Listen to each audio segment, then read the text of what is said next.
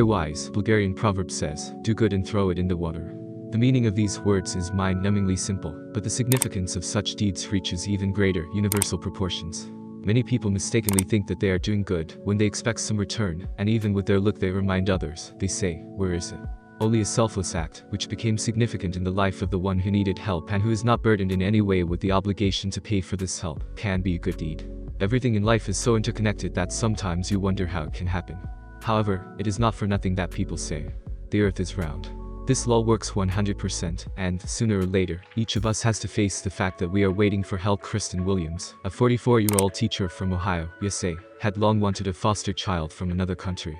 Nepal was her first choice, but bureaucratic hassles led the would-be guardian to India. She had no idea that once she arrived there, she would change not only her life forever, but she would give the two unfortunate girls a future. Kristen was the first to meet little Mooney. The withdrawn and quiet girl had already lived in an orphanage for 2 years. Some potential guardians were intimidated by the little girl's character, others didn't like the hoofprint-like scar on her forehead.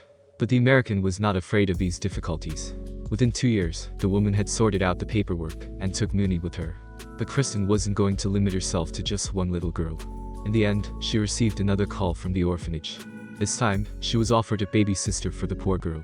When Mooney saw the pictures of little Durga, she immediately called the poor girl a sister. Kristen, on the other hand, could not hold back her tears. Without her help, the crippled little girl faced a life of privation. The other adoptive parents were not eager to take in a child without a nose.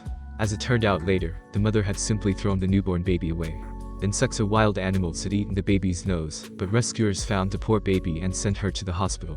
Thanks to her foster mother's efforts, Mooney and Durga had a chance of a normal life.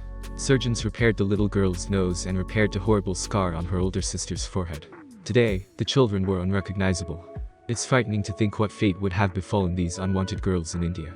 Without Kristen's help, they would have been worse off than they are now.